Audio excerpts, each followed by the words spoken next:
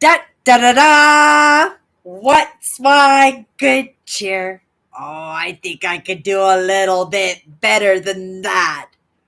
Take it all. It has been an amazing full day of ah, grounding. It truly was. It was so enjoyable just to come in and have a different landscape at work.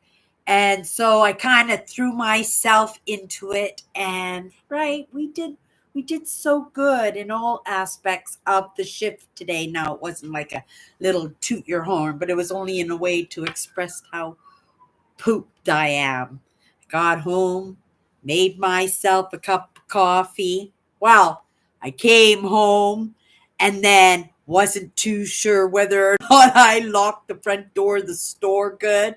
Right? And I'm racking my memory because I have triggers and little things that, as I leave the store that I kind of shut down and I kind of go into a closed state to make sure everything that I needed to get done to make sure that it was a good shift is complete. And I walked out the door and I forgot to do that because we have these Chinese auctions that we put on, and we have a big picture window, and some pretty amazing things get donated for these windows, and the store puts them up for auction, right? Well, I wanted to go look at the window because they ended the last auction this week and they started a new one. And so I wanted to see all the wonderful things in the window. And oh boy, do we have some wonderful things in the window.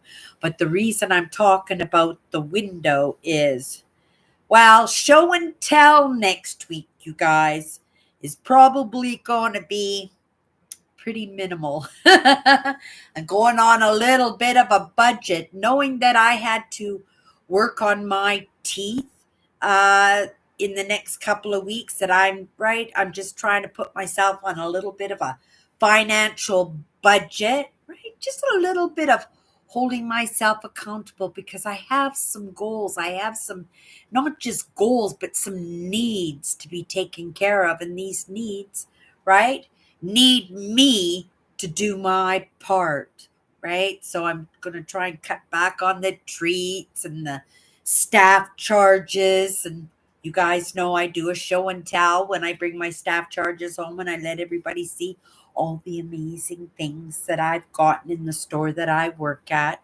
Very grateful. And I didn't want to go there, right? I thought it was so beneath me. I thought, oh, I don't want to go work in a thrift shop. And oh my goodness, it's just like one of my favorite jobs. I say one of my favorite jobs because I'm very grateful that I have had jobs in my life that I have really, really, really enjoyed so much that they had become a part of my life. And that's a good job, you guys. And that's some good advice there, before I start trailing off again, that whatever you do in putting a roof over your head, if I could suggest anything, and if you're not the entrepreneur, that you're not going off looking for your own business, or in the moment maybe you are starting your own business but you have to still put a roof over your head, right? Make sure you love your job. Make sure you're having fun. Make sure it makes you smile. Make sure that it makes you feel like you're contributing. Make sure it allows you to create a life outside of what's going on in that job that puts the roof over your head. And if there's any kind of advice that I could give, that would be it. Because, I'm deep in the lessons, right? I am moving forward, right? There's nothing. Right? This snowball is moving and it's just going to get bigger and bigger and bigger.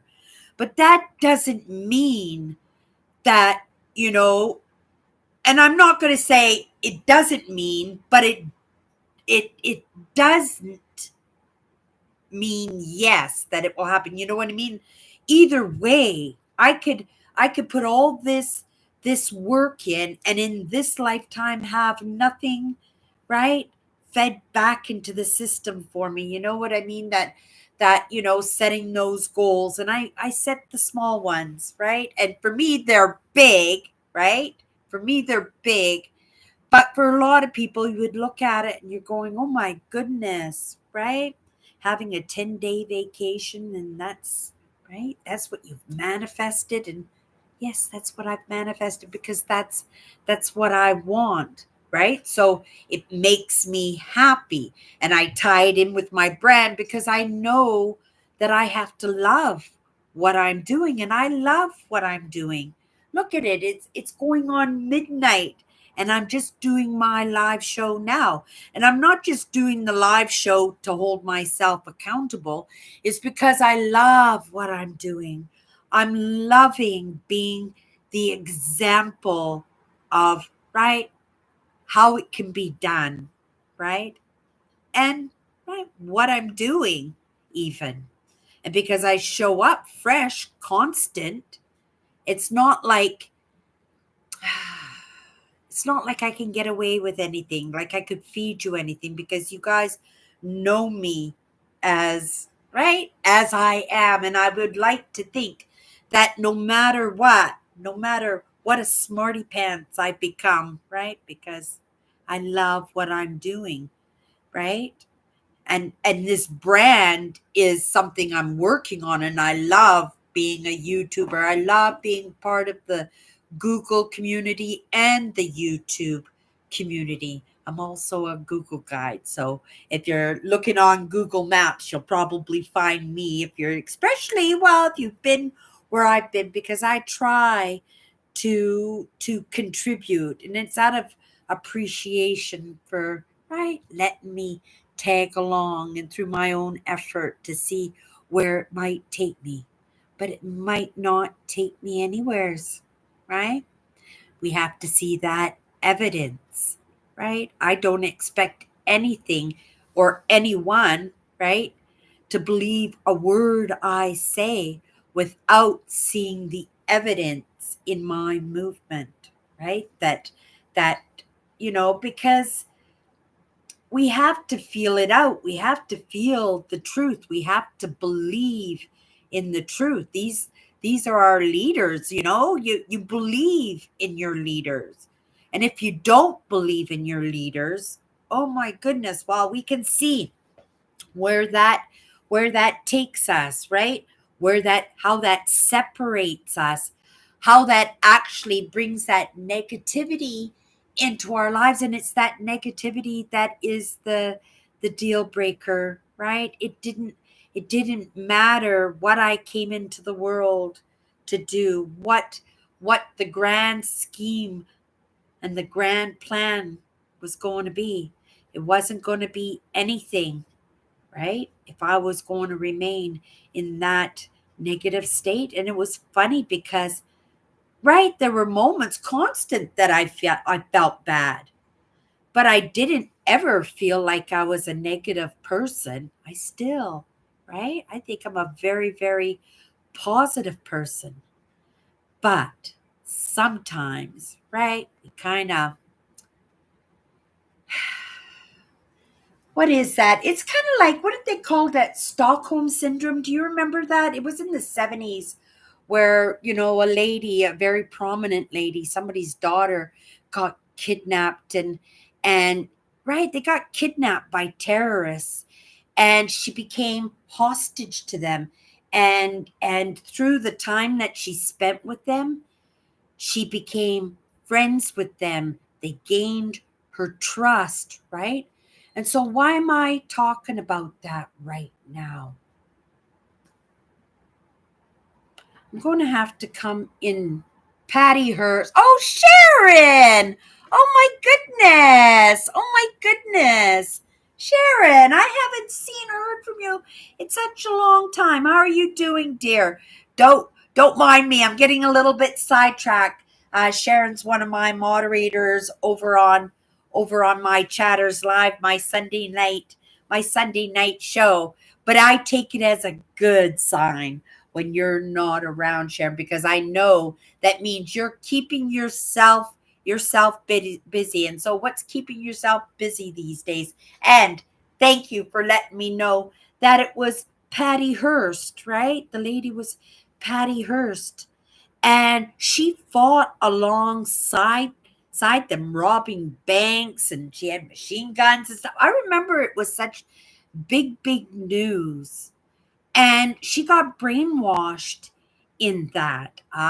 So maybe that's where it was coming from, that how easily we can get sidetracked into these beliefs. It's my birthday, waiting for dinner, heating in the oven. Happy birthday to you. Happy birthday to you. Happy birthday, dear Sharon. Happy birthday to you. Here, take some of these too. Will it let me? Let me see. It should let me. There you go. That's all for you, Sharon. I'm so happy to see you.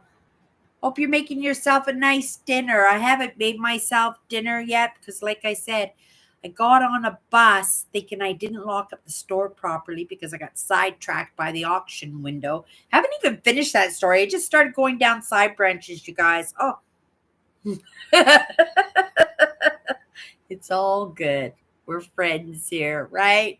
And it's all good. And it's just part of that genuineness, right? That it's not staged, it's not practiced, it's not a script, right?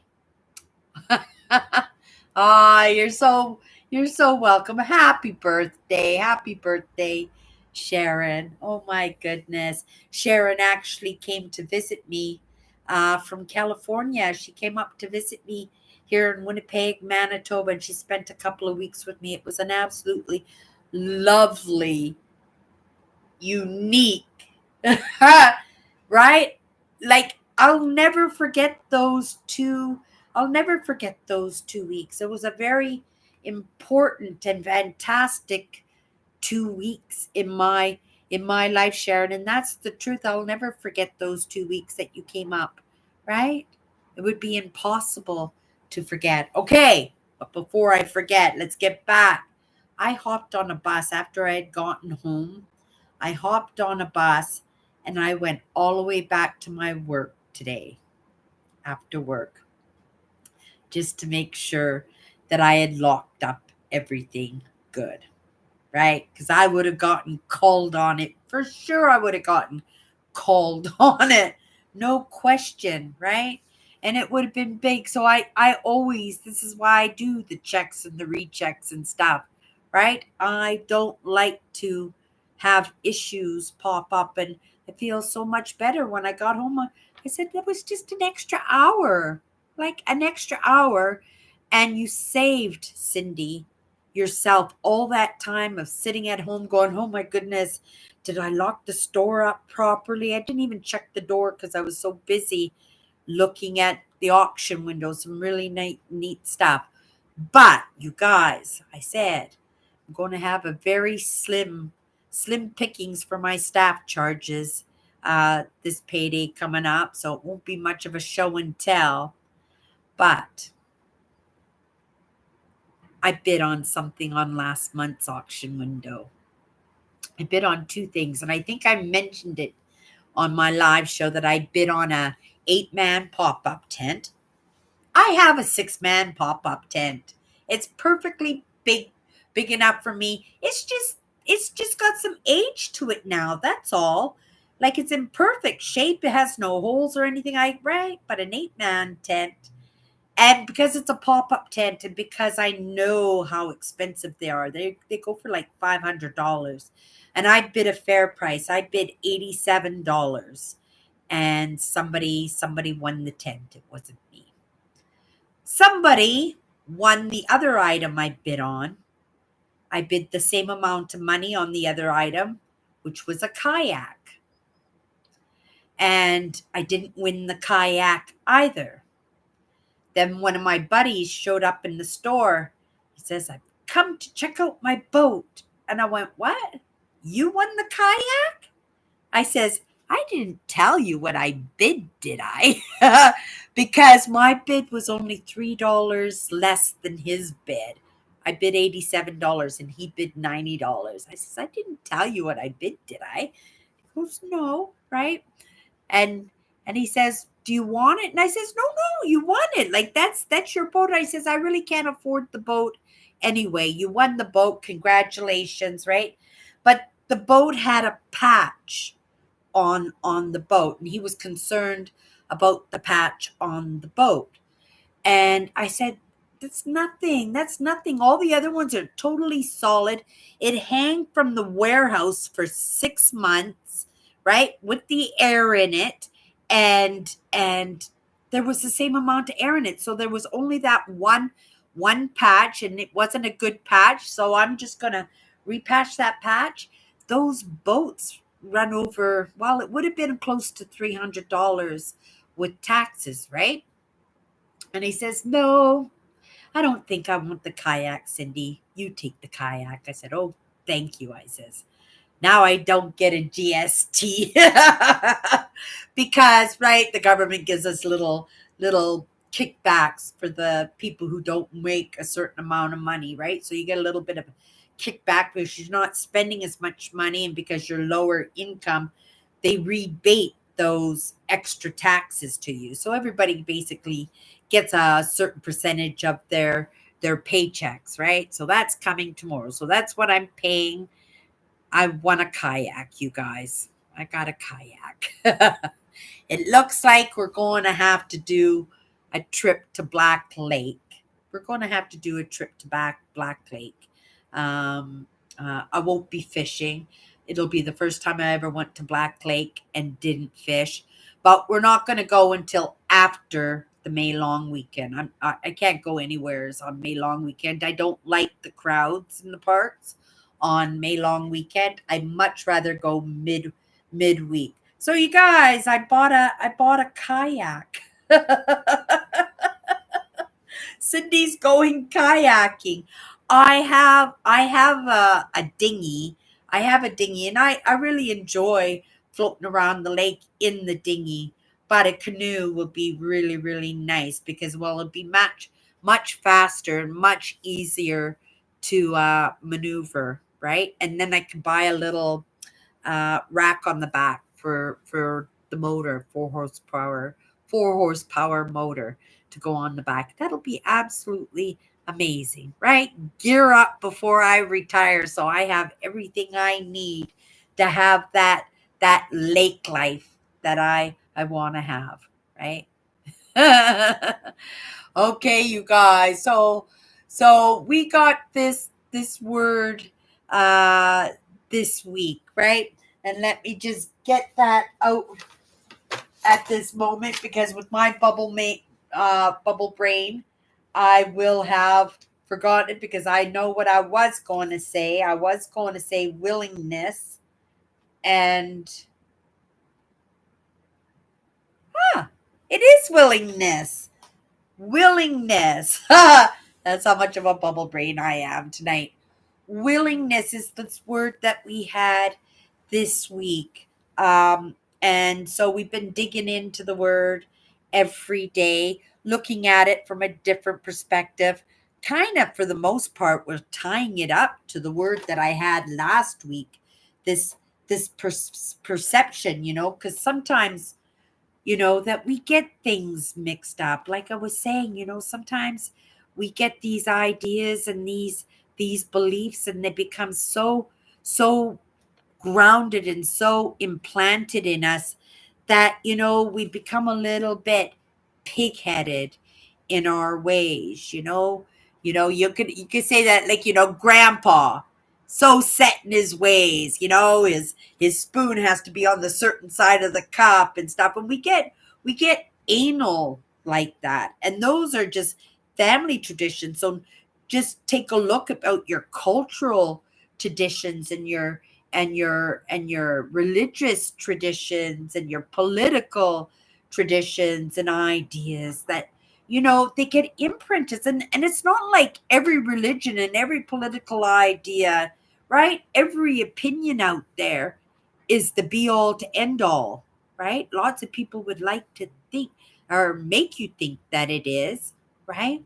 I'm non denominational for myself because, right, I think that for a lot of the people that are going to be coming in and kind of working on a lot of these topics that I'm working in are going to be kind of like me and kind of mixed up in their ideas when it comes to, well, the human part of us and those other parts of us that are trying to make some movement themselves. And sometimes in joining forces we get along, sometimes we don't get along, right? But who would ever have known?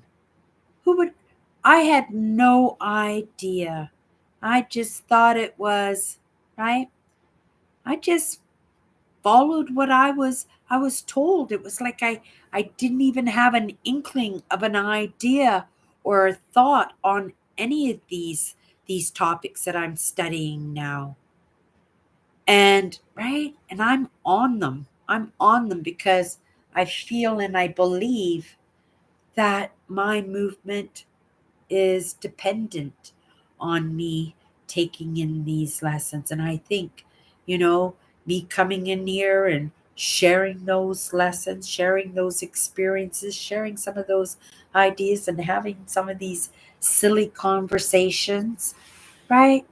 It kind of gives somebody the permission, I think, that have their own ideas about things to have a well, exactly that permission to have those thoughts, to have those ideas, and to be able to feel comfortable to express those beliefs and ideas that we have. It takes all kinds to make the world.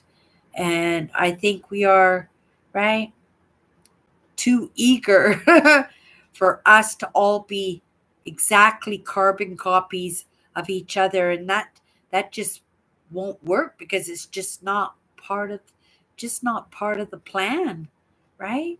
It's not it's it's never been a part of the plan, at least in my very own existence, to recognize that everybody in my family is such a unique, is such their own person. It's like I don't know, there is no carbon copy, right? There was grooming, there was role giving out and role taking on, but it was all in our free choices, right?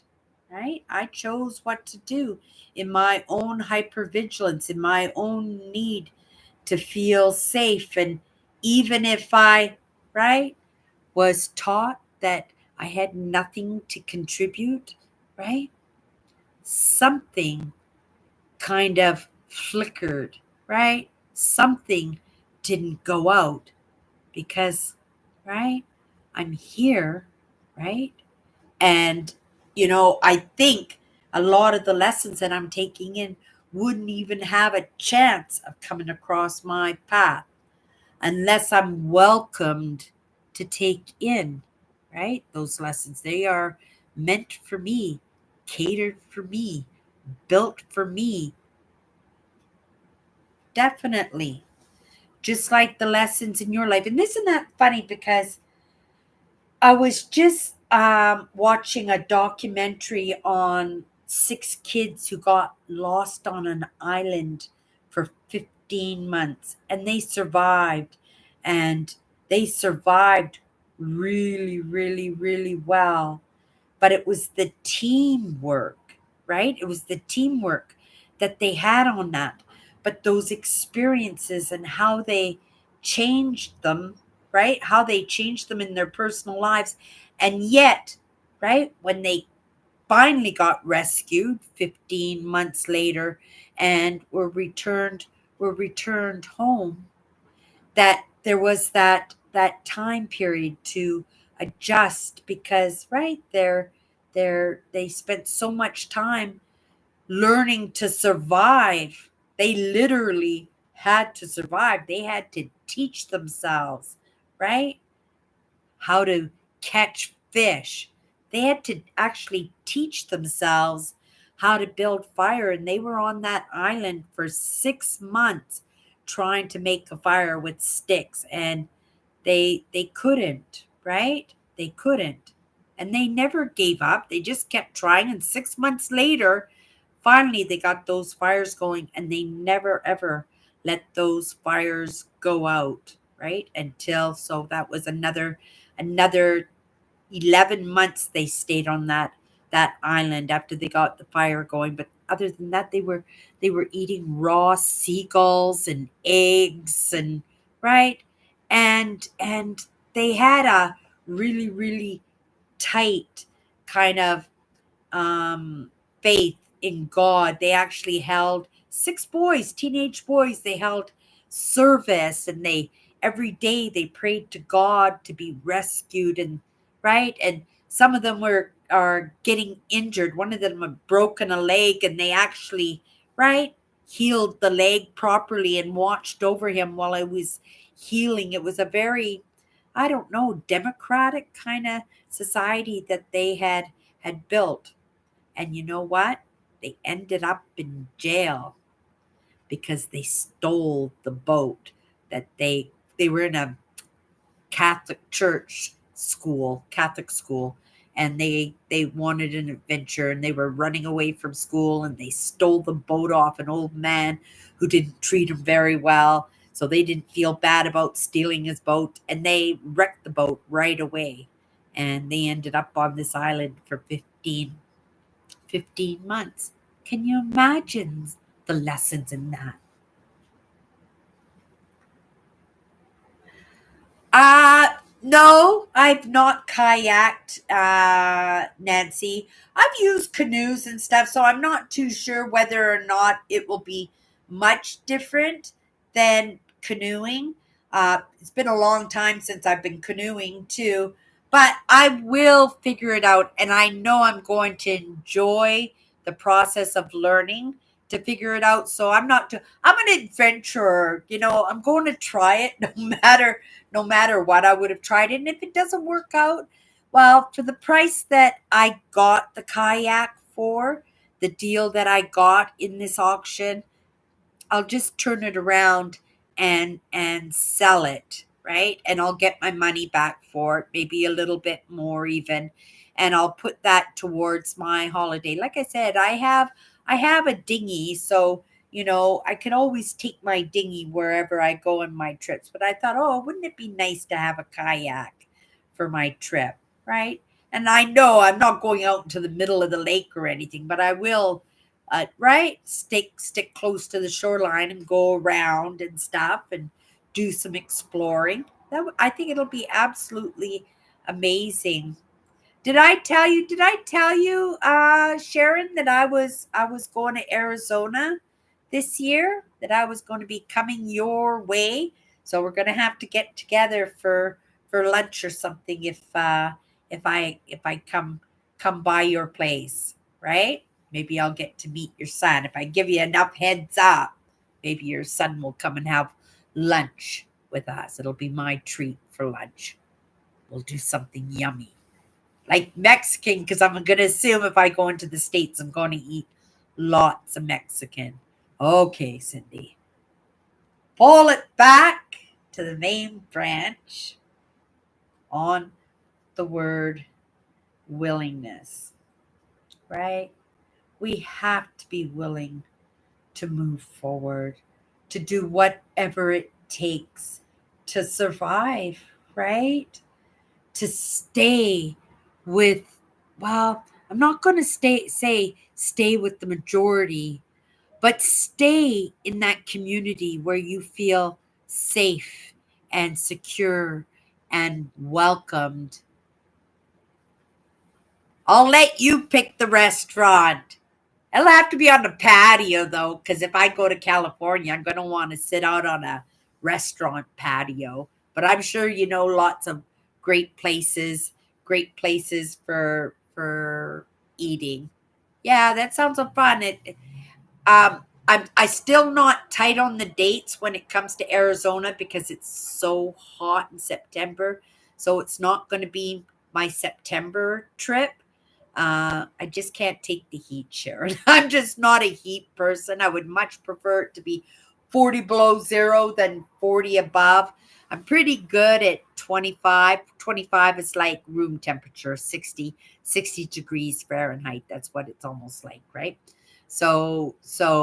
But yeah, the heat is too much for me. But we're gonna figure it out. It's all in the works right now, right? I'm working on everything right now, but even though I don't have a question answered into the moment where it comes to the itinerary, the dates, we're getting close to that because I'm going to have to book my camping spot soon, won't I? Yeah, I'm gonna have some amazing camping spots. I'm actually going to the Grand Canyon, Sharon. That's going to be amazing. I believe I was at the Grand Canyon when I was a little kid. I wish I remembered a lot more of my childhood than I do. My dad was always doing road trips, and we were always out on the road. And I do believe that we went to the Grand Canyon. I do remember being in a sightseeing area and looking out these things out at the what do you call that? The canyons, right? Going down the canyons and stuff. So I'm looking forward to seeing the Grand Canyon as an adult, right? I'm going to go to the petrified forest and drink opalized, or not drink, I'm going to dig opalized wood. And I can't go into the national park and dig it out of the park, but there's lots of privately owned land that they let people come in and they charge a fee and they'll let you dig for crystals and stuff. So my whole trip is I'm just gonna just build it around my rock hounding and my crystal hunting for sure. Okay, Cindy, again, let's bring it to the center here. It is the end of the night. I do apologize. It crossed my mind for a moment this morning to get my live in after I got out of the shower and got ready for work. But when I looked up at the clock, I said, I don't want to rush my live. I want to go into my live and have a good conversation. I might as well have done the 15 minutes during the day. But maybe there's something here, right, for you. But it has to be right? Shut down around the topic of willingness. So let's try and do this one more time, right? And that's the thing. We were talking about this yesterday in failing, right? I'd like to be professional in what I do, but I also want it to feel like a conversation. I'd like to feel like, right, like what me and Sharon are doing here, having a, right, I haven't seen Sharon or heard from Sharon for such a long time. It's absolutely lovely that you're hanging out with me tonight. Right? I remember so many conversations with you, Sharon, where you couldn't even do anything except sit in front of your fan. I remember you, right? Oh, you had a couple of really bad summers there. I remember how hot you said it was. Yeah, I'm not right. In the wintertime, you can always put more clothes on, but in the summertime, there's only so many clothes that you can take off. And if you have to take all your clothes off, more than likely, right?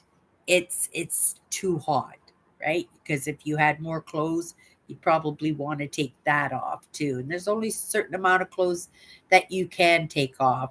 Uh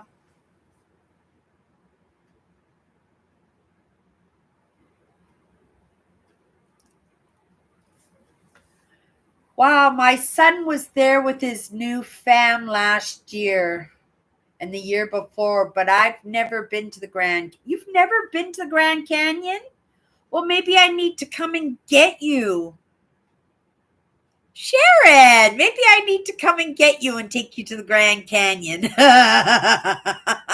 Especially when you live so close, Sharon, and you've never been to the Grand Canyon. They were saying in the south, is it South Ridge? The South Ridge, if you go to the South Ridge, it's so private up there, and the views are absolutely amazing, and you could do some back camping and stuff up in there, right? So I've been kind of reading up and taking a look at the different campgrounds that are available to me on my trip, looking at different routes that I want to check out, right? But again, because I'm wrapping it around the rock hounding and digging for crystals, that, right, my itinerary, my mapping is going to be dictated, right, those states that I visit. And also, Sharon, tolls, like tolls. I remember my dad going through tolls when I was a kid, and he had to divvy out money. There would be a gate before he'd go into another state, and there would be a gate, and they'd have to divvy out money. But I don't know how much money, right, that my dad was divvying out. I hope like you don't have to pay $100 to go into another state or something to cross their border. I never heard of anything so silly. We don't have those kind of things in Canada, right? What we do have sometimes, though, is in protest, people or the public or a group will block roadways and stuff, but that's a totally, totally different story, right? They'll put gates across the road, but I don't think they would take money or anything. They would just want to question everybody. A lot of that was with the problems when the indigenous and stuff, when they thought that their rights were being taken away, right? Not going to say thought, because their rights they weren't even considered, you know, like the women not getting the vote. Oh my goodness, right? The indigenous, like I don't even know when they first were starting to be able to vote, because I know Louis Riel, which was a great Métis leader here, like he fought desperately for the rights of the indigenous and the rights for the Métis, and he got hung for it, right? They found him guilty, and they made him think like he was a warmonger and stuff, and yeah, he went to trial, and they ended up killing him. Now he's one of Manitoba's, if not the thought leader, because he was a thought leader, but he was one of the greatest leaders in Manitoba, right? And they treated him like a criminal because he was so different. They weren't even willing to. Willing. There we go. We can tie off the show tonight. They weren't even willing to consider anything that he had to say. Like he really had to get people in a corner and get them pinched tight, to make them squeal a little bit, so that he could have a say. But he managed to do a lot of good in what he was doing, but he was victimized for sure, and then he was vilified 100 years after he was put to death. He is represented by statues at the legislative. They have a holiday here. March 17th, I think, is a Lou Riel Day. And yeah, he's well respected. He's well respected, but at the time when he was living that experience, there was no respect. He wasn't seen, he wasn't heard, unless he forced it. Right? And if he was guilty for anything, that's what he was guilty for, is being seen and being heard, and making sure that he was being seen and being heard. I am so poo pooed tonight, but let's try this again. We're going to pull it right back, and I'm going to give myself a little bit. It's 12:21. Let's say 12:25. 4 minutes, and we're going to stay on this topic of willingness until 12:25. 4 minutes. Okay, you guys. I found a lot of the conversation this week on this word that we picked on Monday, willingness. It has been on my mind, just like every single word that's come into conversation in this show. What's my good cheer? And these 54 words that I've been putting together. But it has impacted me so much that, my whole day is filled with the word. But then when I come, right, to my live shows and I bring it to the table, right? And because I'm bringing it to the table with that genuine, just in conversation, just as Cindy with the things and the lessons and the conversations and the experiences that I have along the way, right? To be able to creatively discuss these topics in a way that feels comfortable, right? I have to get these conversations out. I am drawn, right? I am pulled, truly pulled, and they're tough for me, right? They're tough for me because I know that they are heavy topics that I talk about, and they're not fun stuff, right? It's not fun stuff.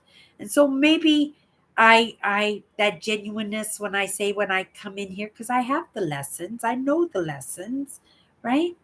But I don't want to do it in a chalk and eraser. I don't want to do it up on the podium. I don't want to do it with the microphone or the speakerphone or the PA system.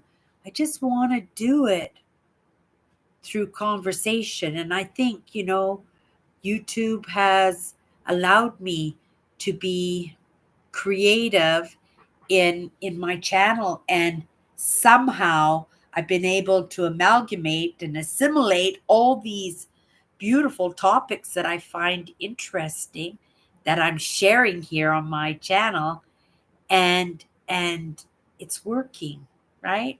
Maybe not perfectly, but I had no idea that it was working itself out all on its own, just in me not quitting, me willing keep just to keep going, to not give up, to adapt and conquer, to find another way, right? And to be willing, like I said, to be willing, if nothing comes of it in my life, I'm good with that, because I'm still I'm still getting the lessons. I'm still moving forward, and because of my beliefs, those lessons are going to serve me well down the road, right? But I do understand that they are heavy subjects, right? Sometimes subjects that a lot of people aren't going to get. And I just have to trust, right? That if I just put out that content and that message is there, right? That maybe YouTube or Google will come across somebody who's on that exactly particular thought and moment in their life, in their experiences, and maybe, right, this video, maybe not this one, yesterday's video, which video? But maybe this video. But this is a good one too, right? This one's too. It's because I am willing to look like, what is it? Look like what? Because I'm not willing. Ah, I am willing to look like I don't have all the answers. Why? Because I don't have all the answers. I don't have all the answers. And I would never, never, ever, ever come here on this platform on my brand, because that would be lying, right? That would be lying, and spew things